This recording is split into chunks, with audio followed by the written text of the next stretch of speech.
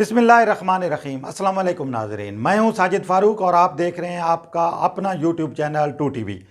ناظرین، پاکستان کی سیاست ان دنوں ایک مرتبہ پھر تبصروں اور کیا سرائیوں کی زد میں ہے۔ پاکستان پیپلز پارٹی کے رہنما سابق صدر آصف علی زرداری اور سپیکر پنجاب اسمبلی چودھری پرویز الہی کے درمیان جو ملاقات ہوئی ہے لاہور میں،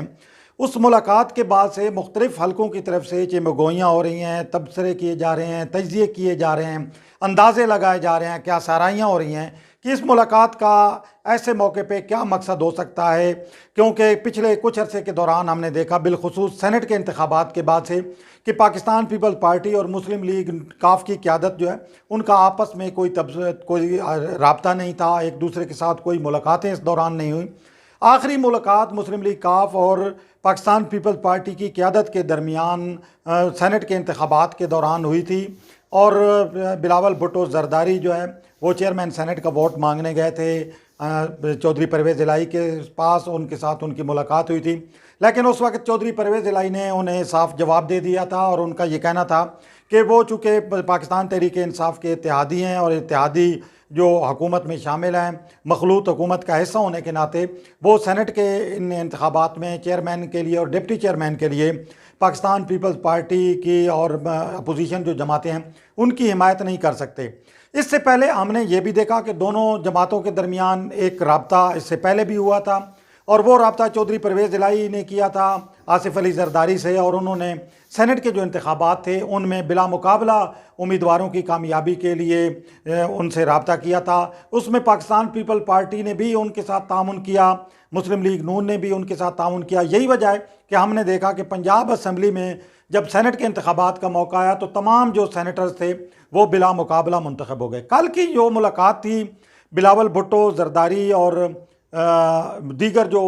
پاکستان پیپلز پارٹی کے رہنما تھے وہ اس میں موجود نہیں تھے۔ بلاول بھٹو زرداری عین اس وقت تک وہاں پہنچے جب آصف علی زرداری اور چودھری پرویز الہی کے درمیان ملاقات جاری تھی، لیکن وہ اس ملاقات میں شریک نہیں تھے۔ آصف علی زرداری نے خود باہر آ کر استقبال کیا چودھری پرویز الہی کا، یہ ایک بہت اچھا جیسچر انہوں نے دیا۔ اس سے پہلے پیپلز پارٹی اور مسلم لیگ کاف کے درمیان ہم نے دیکھا کہ اختلافات بھی بڑے عروج پر گئے تھے، لیکن 2008 کے بعد جو ایک ڈیولپمنٹ آئی اور چودھری پرویز الہی اور چودھری برادران کے ساتھ جس طریقے سے قربت بری پیپلز پارٹی کی قیادت کی، اور پیپلز پارٹی اور مسلم لیگ کاف مل کر ایک دوسرے کے ساتھ اتحادی کے طور پر چلے، تو اس وقت چودھری پرویز الہی کو نائب وزیر اعظم بھی بنایا گیا، انہیں فنڈز بھی دیے گئے، ان کے جو ارکان اسمبلی تھے انہیں ترقیاتی فنڈز دیے گئے، پیپلز پارٹی نے بھرپور طریقے سے انہیں اکاموڈیٹ کیا۔ سیاست میں اختلافات ہوتے رہتے ہیں، سیاسی ہر جماعت کا جو ہے وہ اپنا ایجنڈا ہے، اس کو آگے بڑھانے کے لیے جو ایک دوسرے کے ساتھ اتحاد بنتے بھی ہیں ٹوٹتے بھی ہیں۔ ایک وہ وقت تھا مسلم لیگ نون اور پیپلز پارٹی ایک دوسرے کے خلاف نبرد آزما تھیں، ایک دوسرے کے خلاف مقدمات بنائے جا رہے تھے، احتساب کے شکنجے میں ایک دوسرے کو کسا جا رہا تھا، لیکن پھر ہم نے وہ وقت بھی دیکھا کہ پاکستان پیپل پارٹی اور مسلم لیگ نون کی جو قیادت ہے وہ میثاق جمہوریت کے لیے اکٹھی ہو گئیں، ایک دوسرے کے ساتھ مل کر چلنے کے عہد و پیمان کیے گئے، لیکن پھر ایک مرحلہ پھر ایسا آیا کہ پاکستان پیپلز پارٹی اور مسلم لیگ نون جو ہے وہ ایک دوسرے کے ساتھ جو ہے وہ مد مقابل آ گئیں۔ یہ اتار چڑھاؤ سیاست میں آتا رہتا ہے۔ پی ڈی ایم میں بھی پاکستان پیپل پارٹی اور مسلم لیگ نون جو ہے مل کر بھی بیٹھیں، اور پھر ہم نے دیکھا کہ وہ ایک دوسرے کے ساتھ اس طرح جدا ہوئیں کہ اب ماضی قریب کو اگر ہم دیکھیں جس طریقے سے ان کی ایک دوسرے کے خلاف بیان بازی ہوتی رہی ہے یا اب ہو رہی ہے، تو مستقبل قریب میں ہمیں یہ تقریباً نہیں لگ رہا کہ دونوں جماعتیں ایک مرتبہ پھر مل کر بیٹھیں گی۔ کل چودھری پرویز الہی کی جو ملاقات ہوئی ہے بلاول بھٹو زرداری چونکہ اس میں موجود نہیں تھے، پارٹی کے چیئرمین ہیں، لیکن ان کا ذکر اس میٹنگ میں ضرور ہوا۔ آصف علی زرداری نے بلاول بھٹو زرداری کو ایک بہترین اپوزیشن رہنما قرار دیا، اور ان کا یہ کہنا تھا کہ بلاول بھٹو کی جو قومی اسمبلی میں تقریر تھی وہ ایک بہت جاندار تقریر تھی، اور انہوں نے بھرپور طریقے سے اپنی پارٹی کا موقف بھی بیان کیا، پاکستان کے غریب عوام کا بھی موقف بیان کیا۔ تو یہ چیز جو ہے یہ یقینی طور پر بلاول بھٹو زرداری اب ایک مضبوط اور بہتر سیاستدان کے طور پر ابھر کر سامنے آ رہے ہیں۔ آصف علی زرداری اور جو ملاقات ہوئی چودھری پرویز الہی کی، تو اس ملاقات میں بہت ساری چیزیں بہت ساری باتیں ایسے بھی آئی ہوں گی، یقیناً ہوئی ہوں گی جو ابھی تک منظر عام پر نہیں آئیں، لیکن کچھ چیزیں یقینی طور پر سامنے بھی آئی ہیں، جن میں پی ڈی ایم کا بھی ذکر ہوا وہاں پہ کہ پی ڈی ایم نے کس طریقے سے پیپلز پارٹی اور مسلم لیگ نون جو ہے وہ ایک دوسرے کے ساتھ مل کر بیٹھے ہیں اور اب ایک دوسرے کے خلاف جو ہے وہ بیان بازی بھی ہو رہی ہے، یہاں پہ اس کا بھی ذکر ہوا، سینٹ کے انتخابات کا بھی ذکر ہوا، اور 2008 کے بعد جو آصف علی زرداری نے چودھری پرویز الہی کو نائب وزیر اعظم بنایا تھا تو وہ اس کا بھی ذکر ہوا۔ آصف علی زرداری کا یہ بھی کہنا تھا کہ آج بھی آپ ایک جماعت کے اتحادی ہیں، اس وقت آپ ہمارے اتحادی تھے۔ فرق جو ہے وہ اس میں آصف علی زرداری نے چودھری پرویز الہی سے کہا کہ آپ کو فرق تو سامنے آ گیا ہوگا، پتہ چل گیا ہوگا کہ کیا فرق تھا۔ تو اس طرح کی بہت ساری باتیں ہوئی ہیں، بہت ساری چیزیں ان کے درمیان ہوئی ہیں، لیکن کوئی ایسی چیز جس کا جو کہ اندازے لگائے جا رہے ہیں، تجزیے کیے جا رہے ہیں اور کیا سرائیاں ہو رہی ہیں کہ شاید جو ہے وہ بہت جلد کوئی بڑی کوئی اس قسم کی تبدیلی آنے والی ہے کہ مسلم لیگ کاف جو ہے وہ شاید تحریک انصاف سے الگ ہو، تو ایسی کوئی چیز جو ہے ابھی تک ہمیں نظر نہیں آتی۔ سیاستدانوں کی ملاقاتیں آپس میں ہوتی رہتی ہیں، رابطے بھی ہوتے رہتے ہیں، اور ان رابطوں اور ملاقاتوں کا مقصد یہ نہیں ہوتا کہ یہ کوئی نیا اتحاد بننے جا رہا ہے یا نئی ایک ڈیولپمنٹ کوئی اس طرح کی ہو رہی ہے کہ جو حکومت کے خلاف کچھ ہو رہا ہے۔ اگرچہ مسلم لیگ کاف کی قیادت وقتاً فوقتاً اپنے تحفظات کا اظہار کرتی رہی ہے اور اس سے برملا انہوں نے اظہار بھی کیا ہے، لیکن ان کی جو شکایات تھیں، ان کے مسائل تھے، ان کے ازالے کے لیے حکومت نے اقدامات بھی کیے۔ پچھلے بجٹ سے پہلے بھی ہم نے دیکھا کہ فنڈز کے حوالے سے مسلم لیگ کاف کی قیادت نے ایک معاملہ اٹھایا، ان کی وزیر اعلیٰ پنجاب سے ملاقات ہوئی، وزیر اعلیٰ پنجاب نے ان کی اس ملاقات میں ان کے مسائل حل کرنے کی یقین دہانی کرائی۔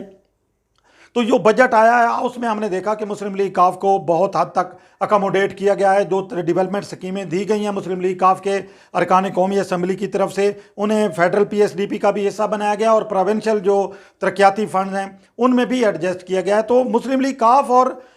جو پاکستان تحریک انصاف ہے ان کے درمیان ایک بہتر انڈرسٹینڈنگ موجود ہے۔ آصف علی زرداری اور چودھری پرویز الہی کی یہ جو ملاقات ہے، بقول چودھری پرویز الہی کے وہ شکریہ ادا کرنے گئے تھے، اور اس سے پہلے بھی انہوں نے رابطہ کیا تھا آصف علی زرداری سے۔ وہ سینٹ کے جو پنجاب میں انتخابات ہوئے ان میں جس طریقے سے پاکستان پیپل پارٹی نے ان کی بات مانی اور ان کے ساتھ تعاون کیا، تو اس کے لیے وہ کراچی جانا چاہتے تھے شکریہ ادا کرنے آصف علی زرداری کا، لیکن آصف علی زرداری نے کہا کہ وہ لاہور آئیں گے تو وہاں پہ ان کی ملاقات ہو جائے گی۔ تو کل جو ملاقات ہوئی ہے آصف علی زرداری اور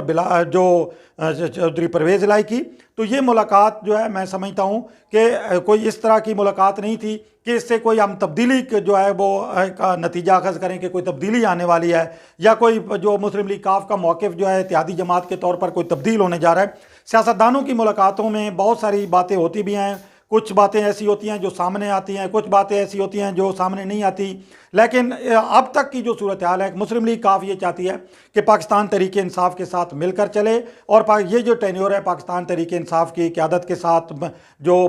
پاکستان تحریک انصاف کے ساتھ جو مسلم لیگ کاف کی انڈرسٹینڈنگ ہے وہ اس کو آگے لے کر چلنا چاہتی ہے، اور یہ چاہتی ہے کہ 2023 کے انتخابات تک دونوں جماعتوں کے درمیان جو اتحادی اور مخلوط حکومت میں جو مل کر چل رہی ہیں تو یہ سلسلہ اسی طرح چلتا رہے۔ اسی میں جو ہے وہ مسلم لیگ کاف کا بھی فائدہ ہے، مسلم لیگ کاف کے ارکان اسمبلی کو جب ترقیاتی فنڈز ملیں گے، ان کے حلقوں میں جب مسائل ہوں گے تو یقینی طور پر آنے والے انتخابات میں انہیں اس کا فائدہ ہوگا۔ دوسری طرف پاکستان تحریک انصاف کو بھی اس وقت مضبوط اتحادی کے طور پر مسلم لیگ کاف کی ضرورت ہے۔ تو میں سمجھتا ہوں کہ ملاقاتوں سے کوئی نتیجہ اخذ کرنا فوری تبدیلی کا یہ جو درست نہیں ہوگا، لیکن آگے چل کر پاکستان کی سیاست میں کچھ بھی نہیں کہا جا سکتا کیونکہ یہاں پہ تبدیلیاں اور جو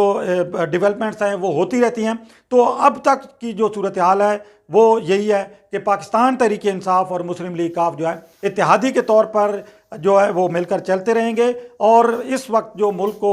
درپیش مسائل ہیں دونوں جماعتوں کی یہ قیادت کا یہ عزم ہے، اور دونوں جماعتوں کی قیادت یہ چاہتی ہے کہ یہ مسائل حل ہوں۔ پاکستان پیپل پارٹی اور مسلم لیگ نون کے ساتھ اگر انڈرسٹینڈنگ پاکستان تحریک انصاف کی ہوتی ہے، پاکستان تحریک انصاف کے